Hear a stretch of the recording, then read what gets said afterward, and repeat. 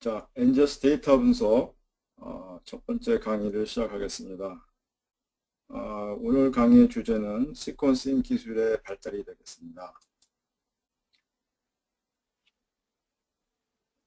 소위 이제 Next Generation Sequencing이라는 것에 대해서 NGS라고도 하죠. 약자로 알아보겠습니다. 특히 그거에 이제 이코노미라고 제가 썼는데 그 경제적인 이슈를 살펴보도록 하겠습니다. 1990년에 인간 게놈 프로젝트가 시작했습니다. 그가 10년 걸쳐서 서기 2000년에 인간 게놈의 초안이 발표되었고, 또 그 3년 후에 2003년에는 인간 게놈 서열을 완성했다고 선언하게 되었습니다. 물론 그 이후로도 계속 업데이트는 되고 있지만 거의 대부분의 서열이 이제 완성이 된 것은 2003년이었습니다. 자, 그런데 이 1990년에 시작한 이 프로젝트의 초반 한 거의 7, 8년 동안은 많은 노력을 이제 제일 많이 노력을 쏟은 그런 분야는 시퀀싱 기술의 발전이었습니다. 개발이라고 할 수도 있겠죠. 1977년도에 소위 이제 생거 시퀀싱이라는 이제 방법이 개발이 되었습니다. 이 생거 시퀀싱에 대해서는 다음번에 알아보도록 할 텐데, 자세히 알아볼 텐데요. 이 1977년도에 개발된 이제 생거 시퀀싱 방법을 이용 기반으로 해서 이제 인간 게놈 프로젝트가 시작이 되는데, 이 방법 그대로는 이제 좀 너무 시간이 많이 걸리고 또 사람의 손해도 많이 필요하고 그렇기 때문에 이 시스템을 자동화해야 되는 그런 이제 필요가 생겼던 것이죠.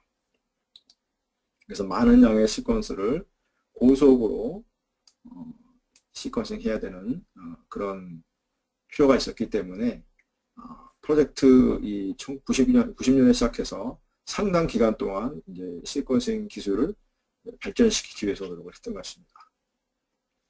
그렇게 한 결과 이제 90년대 말 들어서서는 드디어 이제 생거 시퀀싱 방법이지만 자동화 기기가 자동 오토매틱 시퀀서라고 영어로는 그러는데요. 오토매틱 시퀀서 기계가 개발이 되었습니다. 그리고 이 기계를 가지고 이제 시퀀싱을 본격적으로 하게 됨에 따라서 한 1, 2년 시퀀싱을 열심히 해가지고 인간 게놈 프로젝트에 필요한 대부분의 시퀀싱 데이터를 생성하게 되었던 것이죠. 이 오토매틱 시퀀서는 당시로서는 아주 획기적인 그런 기기였습니다. 하룻밤 사이에 뭐 적어도 1000개 정도의 DNA 조각을 500베이스씩 자동으로 시퀀싱 할 수가 있었습니다. 96웰 플레이트나 384웰 플레이트에 이 플레이트 있죠. 96웰 플레이트 한번 찾아볼까요? 96웰 플레이트 이런 식으로 생긴 그 플레이트가 있습니다. 여기다가 이제 이렇게 웰이 홈이 파져 있는데 이 안에다가 이제 샘플 하나씩 DNA 조각을 이제 한 조각 한 샘플씩 이렇게 넣어주면 전부 이쪽에 8개, 12개 해서 96개의 샘플을 플레이트에다가 만들어 준비할 수가 있습니다. 그러면 이 플레이트를 이제 오토매틱 시퀀서에다 장착하면 시퀀서에서 저 샘플을 하나씩 로봇가 자동으로 픽업해서 시퀀싱을 진행하게 되는 것이죠. 저런 플레이트를 이제 여러 개를 시퀀서에다 동시에 이제 로딩을 하면 시퀀서에서는 저 플레이트에 있는 걸 이제 밤새 내내 자동으로 시퀀싱을 한다는 것이죠. 근데 이제 한 웰에 있는 DNA로부터 보통 한 500베이스 페어씩 얻을 수가 있습니다. 그래서 만약에 우리가 1000개의 DNA 프래그먼트를 DNA 조각 1000개를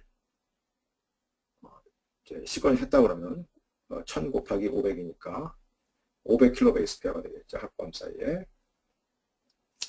근데 인간 게놈 프로젝트의 목표는 그 인간 게놈은 이제 30억 염기쌍이라고 그러는데 이 30억 염기쌍을 한 번만 읽는 것이 아니라 10배수 읽는 겁니다. 10번. 300억을 읽는 것이죠.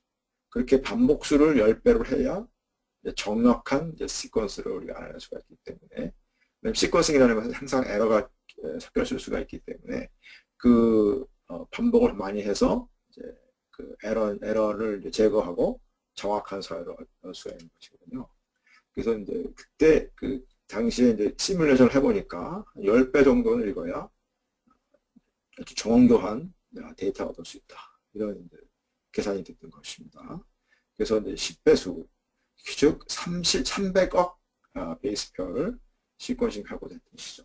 만약에 이것을 한 대의 시퀀싱 기기를 사용한다면 한 대가 하루에 이제 만약에 500kb 베이스표씩 시퀀싱 한다고 치면 300억을 500으로 50만이죠. 50만으로 나누면 약 6만 일이 된다. 6만 일. 6만 일이 되는데 만약에 이제 당시에는 이 휴먼 지놈 프로젝트를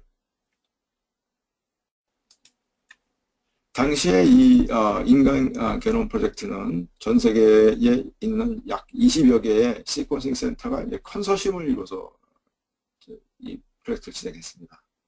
그래서 이제 각 시퀀싱 센터마다 여러 대의 또는 수십 대의 시퀀싱 기계를 갖고 있기 때문에 전부 몇 대의 시퀀싱 기계가 사용되는지 제가 잘 모르지만 만약에 우리가 전부 한 200대 정도가 사용됐다고 가정하면 200을 이제 그 6만일을 200으로 나누게 되면 얼마가 되죠?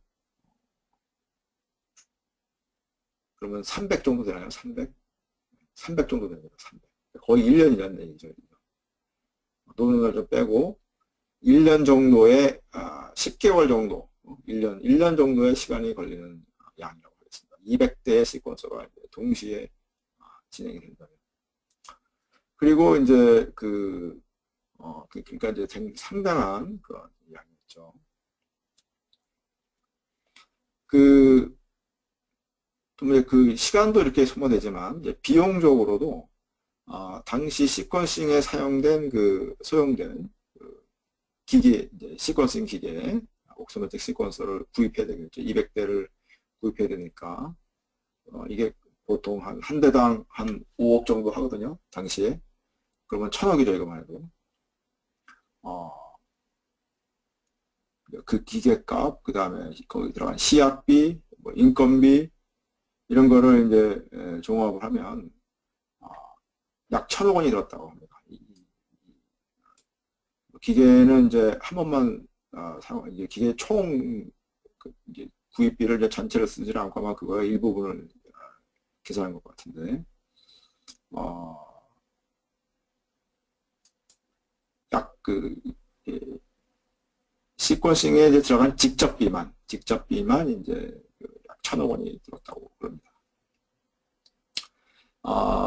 시퀀싱된 서열을 이제 조립을 하거나 또 거기 유전자를 찾고 그 의미를 파악하는 여러 가지 생명정보적인 분석이 필요한데 그런 비용들은 이제 전부 제외하고 단지 시퀀스를 만드는데 생산하는 데 들어간 비용만 한 1000억이 들었다는 것이죠. 1000억 원. 이거에 대한 자세한 내용은 이제 여기 클릭해 보시면 여러분이 이제 알 수가 있습니다. 클릭해 보면 이 사이트에 보면 이제 미국 인간개념연구소에서 비용을 어떻게 계산했고 어떤 항목은 들어갔고 어떤 항목은 이제 들어가지 않았다. 그 다음에 각각의 정의라든지 그런 것들이 자세히 나와 있습니다. 자, 그런데 중요한 거는 이제 이렇게 2003년에 인간개념 프로젝트를 이제 완성을 했다고 선언을 한 다음에 좀 전에 봤던 미국 보건원 산하에 있는 인간개념연구소, 인간개념연구소는 National Human Genome Research Institute, NIH, National Institutes of Health, 미국 국립보건원이죠. 보건원 산하에 있는 국립인간개념연구소. 이 연구소에서 이제 인간개념 프로젝트를 이제 주관했는데 완성을 하고 난 다음에 이 연구소에서 새로운 프로젝트를 공모했어요. 근데 그 프로젝트는 1,000억이 아니라 100만 원 정도 하는 거죠. 1,000불 정도면 인간 한 명을 이제 시퀀싱 할 수 있는 그런 기술을 개발해달라. 그런 이제 프로젝트를 공모했습니다. 그래서 이제 이 프로젝트, 이런 이제 기술을 개발할 자신 있는 사람들은, 자신 있는 연구팀들은 지원을 하면 선별을 해가지고, 선발된 그 팀들한테는 이제 필요한 연구비를 지원해준다는 것이죠. 그런 걸 이제 프로젝트 공모라고 하는데, 제가 알기로는 한 10팀 정도 선발했던 것 같아요. 어느 한 팀에만 할 수는 없을 것 같아서 서로 다른 10팀 정도를 선발해서 이제 각각의 연구를 지원했던 것이죠. 그렇게 했더니 이제 그게 성과가 나타났던 거예요. 그 성과가 여기 밑에 지금 설명이 되는데, 이 그래프가 이제 그런 성과를 갖다가 좀 설명해 주겠습니다. 이걸 클릭을 하면 이런 그림이 얻어지는데요. 이 그림은 여기 보면은 cost per raw megabases of DNA sequence. 그러니까 메가베이스니까 100만 염기쌍을 시퀀싱 하는데 들어가는 비용을 얘기합니다. 이것은 아까 직접비를 얘기하는 건데, 그게 이제 2001년도에 보면은 이게 만불이죠. 만불이 채 못 되고 몇천 불 정도 수준이었어요. 근데 이 Y축이 지금 이게 로그 스케일입니다. 한 칸 뛸 때마다 10배씩 증가하죠. 로그 스케일이요. 리니어 스케일이 아니고 로그 스케일입니다. 그래서 이제 이 2001년부터 쭉 기술이 발전하면서 비용이 절감되는 거죠. 여기서부터 한 여기까지 오는데 2007년 이때까지 오는데 한 2001년부터 한 6년 또는 6년, 7년 이 정도 걸리는 동안에 여기까지 왔죠. 그러니까 여기랑은 10배 차이 나죠. 여기서부터 여기까지니까 10배 정도, 10분의 1 정도로 비용이 줄었다는 거죠. 100메가베이스를 시간에 들어갔던 비용이 3,000불이었으면 이게 300불이 들어간다는 얘기죠. 10분의 1로 줄었다는 얘기입니다. 근데 이제 이때 줄어드는 이 속도는 여기 하얀 선인데 무어의 법칙이라는 거하고 거의 비슷하게 줄어들었습니다. 거의 비슷한 속도. 무어의 법칙이 뭐냐? 무어의 법칙. 여기 보면 이제 인텔이라는 이제 인텔 우리 컴퓨터 CPU 만드는 회사 있죠. 거기에 회장이 이제 고든 무어라는 사람이 이제 발견한 법칙이에요. 이 사람이 자기네 회사에서 컴퓨터가 이제 계속 발전되는 286, 386, 486, 586 이런 게 나오는 속도를 보니까 컴퓨터의 그 직접도가 한 18개월마다 2배 정도 증가한다. 이런 것을 이제 저희 발견했어요. 그래서 그거를 이제 자기 이름을 따서 무어의 법칙이라고 이제 발표했었습니다.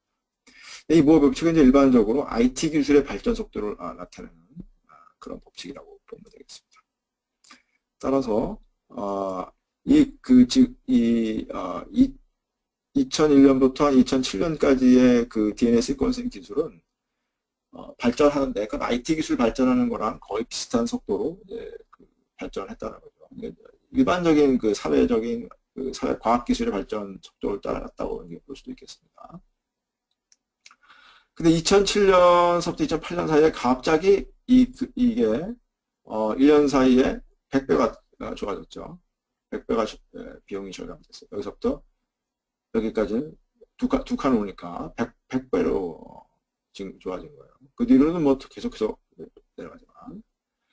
그러니까 이제 이게 여기 2008년을 전후해서 뭐 급격한 기술이, 새로운 기술이 나온 거예요. 이거는 기존에 있던 기술이 아니라, 기존에 있던 기술이 이제 소위 아까 얘기했던 사인과 시퀀싱 기술이라고 하면 전혀 다른 개념의 시퀀싱 기술이 개발됐던 것이죠. 그래서 이것을 이제 차세대 기술이라고 해가지고 Next Generation Sequencing 기술이라고 부릅니다. 그래서 이런 Next Generation Sequencing 기술이 나오니까 이걸로 인해서 이제 그동안에 생각하지 못했던, 그동안에 그동안에 경험하지 못했던 그런 이제 엄청난 일이 생기게 되는 겁니다. 그래서 이 과목에서 이제 이 넥스트 제너레이션 시퀀싱 기술의 원리, 그 다음에 이 기술을 어떻게 사용하는지 그런 것을 이제 실습을 통해서 공부하도록 하겠습니다. 자, DNA 시퀀싱 기술이 이제 시퀀싱 비용이 저렴해지니까 연구자들은 이제 이제 원래 하던 연구를 그대로 하면서 이제 비용만 절감하는 그런 식의 접근을 하지 않고 이 시퀀싱을 더 많이 한 거예요. 더 샘플을 많이 하거나 더 다양한 종을 시퀀싱 해가지고 같은 연구비를 쓰는 거죠. 같은 연구비를 쓰는데 연구비를 줄이지 않고 같은 연구비를 써서 더 많은 시퀀싱을 하게 된다는 것이죠. 이게 이제 연구자들의 속성입니다. 또 그렇게 새로운 종을 이제 시퀀싱을 해내거나 아니면 이제 뭐 기존에 있는 시퀀스랑 기존에 있는 이제 표준 서열과 비교해가지고 돌연변이를 찾아내거나 뭐 그런 것은 당연히 하고 그것뿐이 아니라 이제 유전자의 발현을 측정하는데도 시퀀싱 기법을 활용하게 됩니다. 그래서 이 그래프에 이제 이 그래프를 보면은 이 그래프는 이제 이 오른쪽에 이쪽은 이제 DNA 시퀀싱을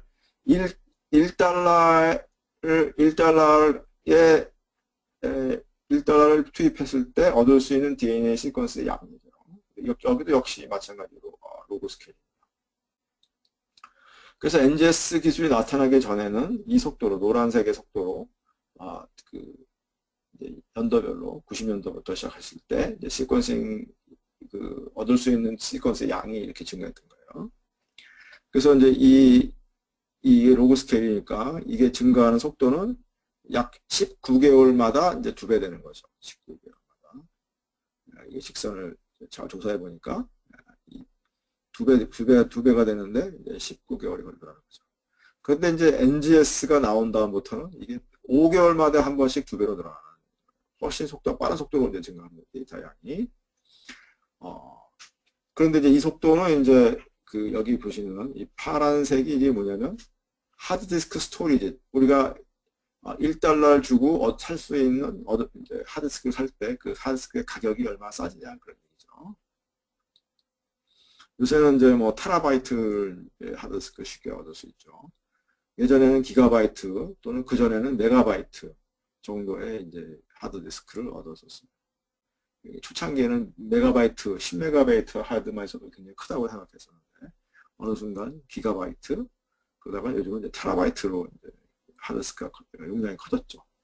근데 이 하드디스크가 발전하는 속도는 14개월마다 한 번씩 2배로 늘어난다는 거예요. 그래서 초반에는 그 하드디스크 발전 속도가 시퀀싱 데이터 증가 속도를 보다 컸어요. 그러니까 시퀀싱 양이 늘어나는 게 큰 문제가 안 되는데 이제는 2008년을 기점으로 해서 시퀀싱 양의 증가 속도는 하드디스크의 발전 속도를 훨씬 추월하게 되는 것이죠.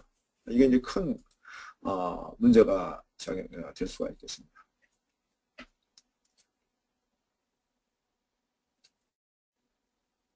따라서 어떻게 보면 이제 NGS의 부작용이라고 생각할 수 있는데 그건 뭐냐면 우리가 이제 시퀀싱한 DNA 시퀀스 서열을 저장할 하드디스크가 이제 굉장히 많이 필요하게 된다는 것이죠. 그 하드디스크에 대한 수요가 시퀀스가 폭발적으로 증가하는 시퀀스의 양이 증가한다는 건 결국 그걸 스토어를 저장할 하드디스크의 수요가 폭발적으로 증가한다. 그런 거랑 똑같은 얘기가 되겠죠. 근데 아까 말씀드린 것처럼 브레인이도 2008년 이후에 이제 하드디스크의 발전 속도를 추월했기 때문에 하드디스크의 구입하는 구매 비용이 점점 많아지게 된다. 그런 뜻이 되겠습니다. 자, 여기서 우리가 이제 다루진 않았지만, 앞으로 이제 다룰 텐데요. 이 NGS 기술이 이제 갖고 있는 문제점의 하나가 생거 기술하고 비교했을 때, 정확도가 좀 떨어진다는 것이에요. 정확도가 떨어지면은 이제 결국은 같은 양질의 생거 시퀀싱 수준의 데이터를 얻기 위해서는 반복수를 더 높여야 되겠죠. 더 많은 반복을 해야 되는 거죠. 만약에 아까 여기 생거 시퀀스를 인간계나 볼때 10배수를 읽었다고 그러면 여기는 몇십 배수를 읽어야 된다. 경우에 따라서는 100배를 읽든가 훨씬 더 많은 반복 실험을 해야 된다는 것이죠. 그래서 결과적으로 그 샘플 하나를 이제 데이터를 시퀀싱 했을 때 얻어지는 그 데이터 양이 반복을 더 많이 했기 때문에 훨씬 더 큰 대용량의 데이터가 만들어진다는 것이죠. 이게 이제 NGS 시퀀싱의 생리라고 볼 수가 있겠습니다. 따라서 데이터가 양이 많아지니까 데이터를 이제 복사하거나 또 다른 데로 보내거나 전송하는 그런데 엄청나게 많은 시간이 걸리는 거예요. 그래서 심지어 아직도 NGS 데이터를 다운로드하는데 너무 시간이 걸리기 때문에 시퀀싱 회사에서 고객한테 시퀀스를 돌려줄 때 자기네 데이터를 컴퓨터 네트워크로 인터넷으로 보내지 않고 하드디스크에다가 하드디스크 그 퀵 서비스로 그 택배로 보낸다는 거죠. 택배로. 그게 더 시간이 덜 걸리고 깔끔하다. 하드디스크 용량도 커야 되지만 그 많은 용량의 데이터를 인터넷으로 다운로드하면은 그 회사 인터넷이나 고객의 인터넷이나 그 인터넷이 전부 마비가 될 정도고 또 시간도 엄청나게 오래 걸리기 때문에 차라리 그냥 하드디스크 통째로 떼가지고 그거를 택배로 보내는 게 훨씬 더 심플하다. 요즘도 아직도 인터넷 속도가 충분치 않기 때문에 그런 식으로 일을 하고 있습니다.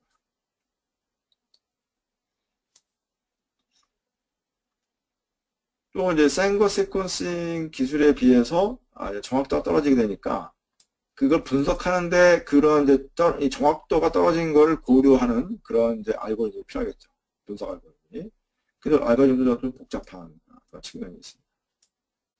따라서 이렇게 이제 엄청난 양의 데이터를 복잡한 알고리즘으로 분석하려다 보니까 고급 IT 기술자가 많이 필요하게 되는 것이죠. 특히 생명정보학 전문가, 생명정보학 엑스퍼트들이 특히 고급 IT 기술로 무장한 이런 바이오인포메틱스 엑스퍼트에 대한 수요가 굉장히 높아지고 있습니다.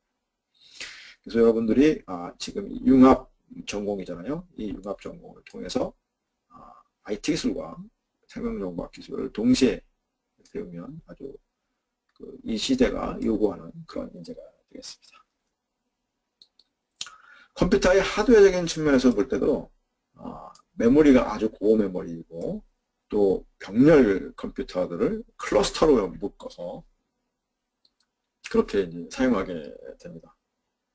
또 운영체제도 윈도우스 계열보다는 이제 여러 프로그램들을 파이프라인으로 연결해서 한 프로그램이 끝나면 그 다음 프로그램이 돌고 또 그거 받아서 그 다음 프로그램이 돌고 이렇게 쭉 순서대로 직렬로 연결해서 돌리는 그런 파이프라인, 소위 파이프라인으로 형성이 아주 필요하게 되는데 그런 걸 자유롭게 만들 수 있는 리눅스 계열의 컴퓨터들이 주로 많이 사용되고 있습니다. 여기까지가 그 넥스트젠 시퀀싱 기술이 개발됨에 인해서 여러 가지 경제적인 또 환경적인 변화에 대해서 이제 알아봤습니다. 다음에는 여기 이제 생거 시퀀싱 여기를 공부하도록 하겠습니다.